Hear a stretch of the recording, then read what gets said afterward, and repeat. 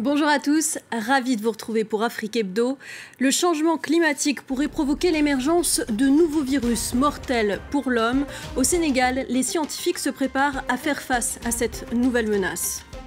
3 femmes racontent l'insoutenable dans Rwanda, le silence des mots, les viols dont elles ont été victimes de la part de soldats français de l'opération Turquoise, un documentaire bouleversant. L'un des réalisateurs, également artiste aux talents multiples, Gaël Faye, est notre invité. On parlera aussi de son actualité musicale avec la sortie de nouveaux titres inspirés par le Rwanda.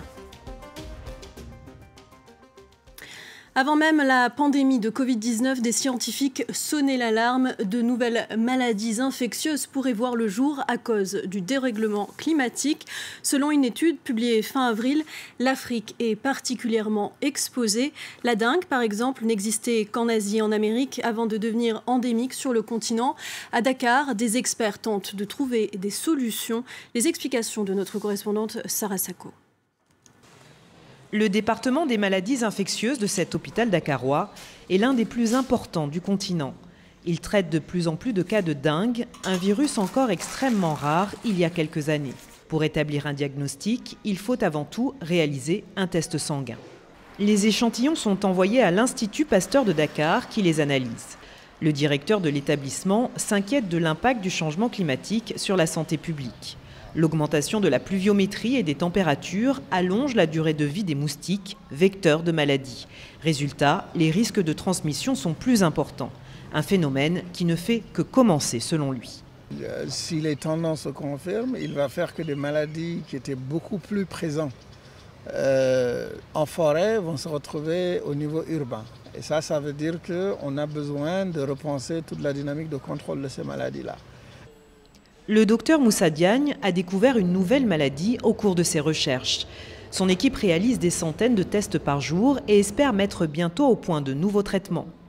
Le séquençage a l'intérêt de pouvoir donner un regard très précis sur le génome et donc nous permettrait donc de dessiner, de designer des vaccins, des méthodes thérapeutiques prophylactiques aussi, de plus en plus efficaces car spécifiquement ciblées sur des mutations spécifiques, des gènes spécifiques d'un pathogène. Le continent africain n'est responsable que de 4% des émissions de gaz à effet de serre, mais les scientifiques préviennent, il pourrait être le plus exposé aux désastres épidémiologiques. Concessa, Marie-Jeanne et Priska racontent la violence subie pendant le génocide des Tutsis au Rwanda en 1994 et témoignent pour l'histoire. Elles affirment avoir été violées par des militaires français de l'opération Turquoise. Leur histoire est aujourd'hui racontée par le réalisateur Michael Stank et l'artiste multicasquette Gaël Faye. Bonjour Gaël Faye. Bonjour. Et merci d'être avec nous. Merci à vous. Alors, le silence des mots, que signifie le titre de votre documentaire ? Il est question de ce que la parole des survivants n'arrive pas à décrire. Il y a toujours une limite. Parfois, dans les récits génocidaires, on parle de l'indicible du génocide, ce qui dépasse l'entendement, la compréhension. Et il y a aussi une double idée derrière ça, du silence des mots, c'est finalement... tout ce qu'on ne veut pas entendre aussi en tant que récepteur de la parole des survivants, ce qu'on ne veut pas ou ce qu'on ne peut pas entendre. Et donc ces femmes nous racontent une histoire et malgré tout il y a quelque chose qui nous échappe. Ce sont des récits, comme vous le dites si bien dans le documentaire, des récits dont les mots sont des silences. C'est la première fois qu'elles acceptent de témoigner devant une caméra. Est-ce que vous vouliez aussi réparer une injustice en leur donnant un visage ? Oui, l'injustice qui leur a été faite, c'est-à-dire de les invisibiliser, de considérer qu'elles ne sont que des victimes. Elles sont aussi des femmes extraordinairement courageuses, qui moi, m'ont donné une grande leçon de vie, une grande leçon de constance, d'humanité. Et c'est pour ça que ce film retrace un parcours. Non seulement, bien sûr, ce qui leur est arrivé pendant le génocide, mais la vie d'avant ce génocide, et la vie d'aujourd'hui. La vie continue, elles ont des enfants. Et donc c'est sous toutes ces dimensions-là qu'on peut saisir ce qu'est un être humain. Et elle, en l'occurrence, nous montre que voilà, il est jamais trop tard. Et c'est pour ça qu'on pose la question très rapidement de la justice. On va y revenir un peu plus tard. Je voulais aussi revenir sur le fait qu'elle raconte comment, après avoir subi les viols de la part de miliciens Hutus, elles vont ensuite subir le calvaire de la part de ceux qui étaient censés les protéger, des Français blancs qui étaient arrivés, comme elles le disent, en tant que sauveurs. Elles les voyaient comme des sauveurs lorsqu'ils sont arrivés dans leur camp de réfugiés. Oui, elles les voyaient comme des sauveurs parce que c'était la mission de l'opération turquoise, c'était de sauver les survivants Tutsis à ce moment-là, donc dans cette région de l'est du Rwanda. Donc ces camps étaient vraiment mis en place comme des enclaves où les survivants Tutsis pouvaient compter sur la protection des soldats français. Sous mandat de l'ONU, je le rappelle. Sous mandat de l'ONU. Qui était sous mandat de l'ONU. Ouais, ce qui nous a vraiment marqué lorsqu'on a commencé à parler avec ces femmes et qu'on a travaillé sur ce film, c'est qu'il y avait deux camps il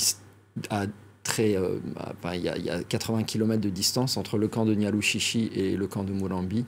Ce n'étaient pas les mêmes contingents de l'armée française et pourtant les mêmes choses se sont passées dans les deux camps, c'est-à-dire des viols collectifs sur énormément de femmes et plusieurs fois, ça s'est reproduit plusieurs fois.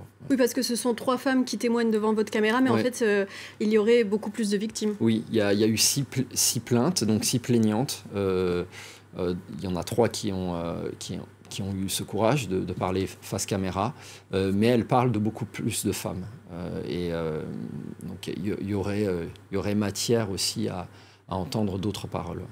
Alors on va regarder un extrait et on en reparle juste après. twebwe nyine no kumva ngo umuntu umuzungu wagira gutya uti yewe muntu wagira gutya wareba ukabona ni wa mufaransa n'imbunda guhagaze hejuru n'iki cyose ariko kubera ko babaga baducunze bareba aho umukobwa mwiza yinjiye nyine bagiraga ati tutsi ubwo bakagukuramo bakajya kugukorera ibyabo. Vous êtes donc retourné avec elle sur les lieux de leur calvaire? Oui, tout à fait. Ça, c'était une idée de Marie-Jeanne qu'on vient de voir à l'instant. Lorsqu'on a posé la question donc aux femmes du moment où elles allaient nous dire leur histoire, mais l'histoire des viols, on voulait un endroit particulier, un endroit où elles se sentent disposées à le faire. Donc c'est sûr que chez elles, ça pouvait poser problème parce qu'il y a le voisinage, il y a les enfants. Donc on cherchait un endroit et Marie-Jeanne, elle a proposé, a demandé plutôt d'aller à Nyalushishi, donc ce camp où elles avaient subi ces violences. Elle n'était jamais retournée là-bas. Et donc là a commencé cette idée de prendre un bus et de partir tout ensemble. Et il y avait presque une sensation d'épopée, parce que plus on s'éloignait de Kigali, plus on allait vers ces camps, et plus une chape de plomb tombait sur le bus. Et puis on a eu aussi une surprise incroyable, c'est qu'au dernier moment, les filles de ces femmes ont voulu accompagner leur mère. Pour certaines, elles ne connaissent pas l'histoire de leur mère. Donc ça a été aussi un moment de transmission très bouleversant et très intense. Vous empruntez au début du documentaire les mots de l'écrivain Boubacar Boris Diop dans son ouvrage Murambi, ce qui est arrivé au Rwanda et que cela vous plaise ou non, un moment de l'histoire de France. Est-ce que depuis la diffusion de votre documentaire, vous ou ces 3 femmes avez eu une réaction de la part des autorités françaises ou de la justice française? Non, la justice française a son temps et donc pour l'instant le dossier est au point mort, comme depuis 10 ans. Néanmoins, je pense quand même qu'il que ce film va permettre en tout cas de mettre un visage sur ces plaignantes. Je sais que les juges qui ont repris l'affaire n'ont pas encore rencontré les femmes. Donc voilà, je ne sais pas comment les choses vont évoluer parce que la justice, on connaît les lenteurs de la justice. Simplement, pour l'instant, le dossier est encore ouvert et on espère que ça va avancer, surtout pour elle, parce que finalement, pour nous, en tant que réalisateur, moi c'est pas pour moi que la justice doit avancer, c'est surtout pour ces femmes. Et ces femmes, elles attendent et elles ne comprennent pas pourquoi ça met autant de temps. Et surtout que tout le monde est a priori encore vivant, donc autant les bourreaux que les victimes. Donc c'est maintenant qu'il faut le faire. Et avez-vous une réponse de la part de l'armée française face aux accusations de viol ? Pas directement. Il y a eu quelques courriers qui ont été adressés, mais c'est statu quo, c'est-à-dire qu'il y a toujours un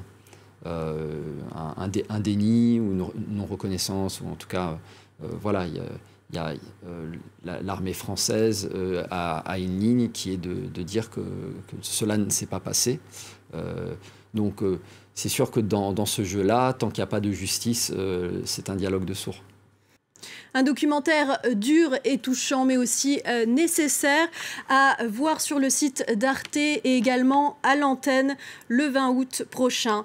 La question de la transmission au Rwanda, je crois que c'est aussi un thème sur lequel portera votre prochain livre, sur lequel vous travaillez actuellement.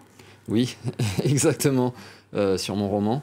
Mais bon, je suis en plein dedans, donc c'est un peu compliqué de vous en parler. Ouais, mais c'est vrai que c'est une question primordiale parce que au Rwanda, aujourd'hui, la grande majorité de la population est née après le génocide. Donc on a toute une jeunesse qui se construit dans un pays qui a subi le crime des crimes.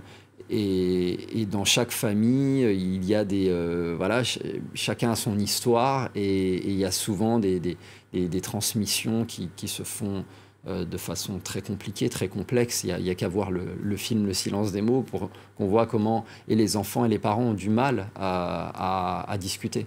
Donc voilà, je pense que c'est vraiment un thème de littérature inépuisable. Alors on va parler un petit peu musique maintenant. Votre nouvelle EP s'appelle Mauve Jacaranda, un titre qui fait référence à un arbre qui pousse dans votre jardin à Kigali et à l'ombre duquel je crois que vous avez écrit certains de vos titres récents. Oui, exactement. Depuis petit, je voue une passion au jacaranda avec cette floraison mauve. Et oui, il y en a beaucoup dans la région. Et donc oui, c'est un mini-album, un EP comme on dit, 5 titres.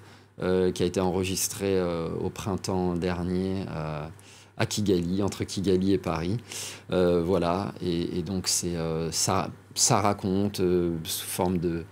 Il y a des chansons qui racontent des histoires, plein d'histoires. Justement, ouais. Quelles sont les histoires que vous nous racontez dans vos nouveaux titres ou quels sont les thèmes qui vous ont inspiré pour vos dernières créations ? Alors, il y a une chanson qui ouvre cette EP qui s'appelle Le Taxiphone, qui est une chanson qui revient sur mon parcours d'enfant exilé qui trouve dans l'écriture une façon de reprendre confiance en lui. Voilà, c'est peut-être un hommage à l'écriture, à la part de force que ça peut procurer. Et voilà, ça ouvre. Et puis après, il y a une chanson sur mes insomnies qui s'appelle Nuit sans lune, une chanson qui s'appelle Des graines, qui est un hommage à tous les civils qui ont la force parfois de se lever face à des tyrannies, face à des dictatures. Et donc c'est intemporel. Et puis il y a une chanson qui est un hommage à ma grand-mère qui vivait dans une ville du sud du Rwanda qui s'appelle Butare. Et donc c'est une journée avec ma grand-mère. Merci Gaël Faye. Je vous propose de nous quitter justement en musique avec un extrait de votre dernier clip Taxiphone. J'appelle mon père au bled, je rêve de rentrer mais c'est cher le kérosène, façon c'est dead. Au nord l'armée se bat contre les rebelles, c'est le bordel. Gosse sans repère, pas bien dans ses cortèses, entre parenthèses. Vivre l'exil c'est être en quarantaine, faut avancer. Me répète ma mère, mentalité guerrière, je suis cadenassé. Par mon passé j'avance en marche arrière, arraché de mes racines comme brûlé à l'acide. Y'a pas de psy, seule la musique sera ma catharsis. Maintenant j'écris comme je respire, mais je respire en péché, tout m'inspire. J'aspire la vie, j'apprends à l'encaisser. Paname un champ de canne à l'été, je reste assis sur le canapé. Je repense à ces années passées, mes premiers textes rappés. Quand je sortais plein de Kentaras dans mes coups d'essai, j'étais sapé en bague et Carhartt. Je sens les lacets, je venais d'Afrique, on me disait tu sais, t'es sous-développé donc révolté. Je me suis mis à rapper pour faire mes déclapés.